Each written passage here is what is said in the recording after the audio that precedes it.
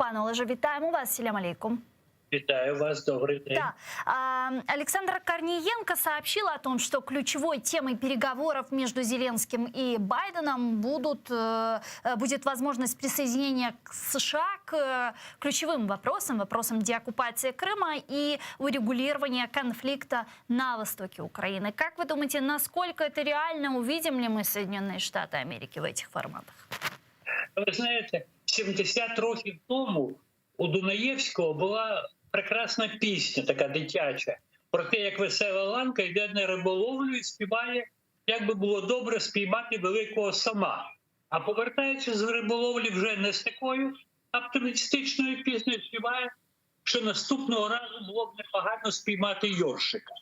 Я думаю, що всі сподівання, всі прогнози треба ставити на реальну платформу, на реальну площину і не піддаватися за великим очікуванням. Зрештою, мова йде про робочий візит. Я підкреслюю про робочий візит, отже, про робочі дискусії, які вийдуть на цілий ряд домовленостей. Я, наприклад, вважаю, що є речі, які не менш важливі, ніж Північний потік. Маю на увазі, скажімо, проблему спільної з Сполученими Штатами Америки боротьби з кібертероризмом. Інакше, якщо не обговорювати цю, то навіщо туди поїхав віце-прем'єр Мінцифри? І, звичайно, в центрі, бо це наша програма, це програма кримсько-татарського телеканалу, для нас дуже важливо, як буде розвиватися тематика Кримської платформи. Тобто, чи перетвориться Кримська платформа з напів такого пропагандистського акту, з такої акції трохи з рекламним присмаком, на повсякденну, важку, але спільно з іншими нашими партнерами, насамперед зі Сполученими Штатами, роботу. І насамкінець, ви знаєте, нам не треба весь час говорити про очікування, що ми очікуємо, що ми очікуємо. Ми маємо Сполученим Штатам також давати свої пропозиції, де ми можемо бути їм корисними. Не треба соромитись таких пропозицій, треба вести наступальну,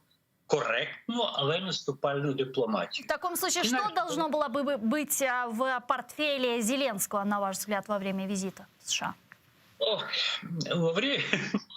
Ви знаєте, я не хотів би говорити про ті речі, які зараз виплили центрально, тобто енергетична, в тому числі і безпека, тому що не бачу я тут прориву. Розмовляючи з пані Меркель, я думаю, президент Сполучених Штатів був більш конструктивний і відвертий, ніж він буде завтра з нашим президентом. Я не бачу великого прориву в низці інших питань, пов'язаних, на жаль, з безпекою і з вирішенням проблеми Донбасу. Америці до певної міри вигідно, що там борсалися в нормандському форматі Німеччина з Францією, від яких толку ми бачимо скільки.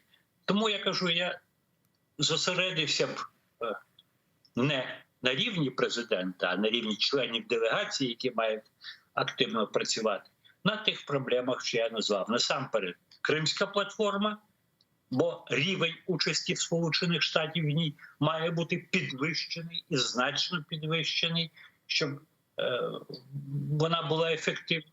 До речі, ми можемо сказати прямим текстом президенту Сполучених Штатів, що Кримська платформа – хороша відповідь і президенту Російської Федерації, і його китайським друзям, і тим азіатським державам, в тому числі тюркам, тюркським народам, які, на жаль, ще не підтримують визволення Криму. Таке моє бачення. На крымской платформе лидер крымско-татарского народа Мустафа Джемилев привел крымско-татарскую пословицу. Он сказал, что царство шакалов длится до тех пор, пока спят львы. И таким образом он призвал консолидироваться весь цивилизованный мир в противостоянии российской агрессии. Вот на ваш взгляд, сегодня этот цивилизованный мир, наши западные партнеры готовы просыпаться и, наконец, конкретно противодействовать агрессору, какие-то конкретные шаги применять?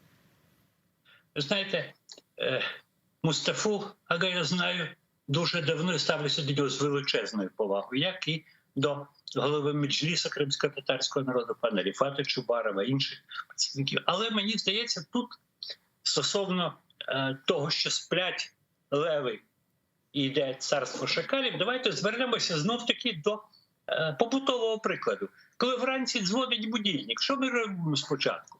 Ми його приглушуємо, тому що хочеться хоч ще 5 хвилин, ну ще 3 хвилини подрімати. Я думаю, що будити треба не разово, а кожного Божого дня.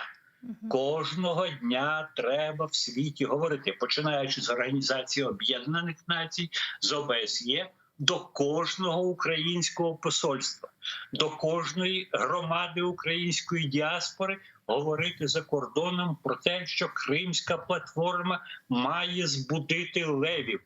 Інакше царство шакалів буде ще тривале. Я просто думаю, нам інколи треба робити такі речі, ну, не зовсім популярні, можливо, взяти, подивитися сайти посольств. Хто з них широко пропагував Кримську платформу та її рішення?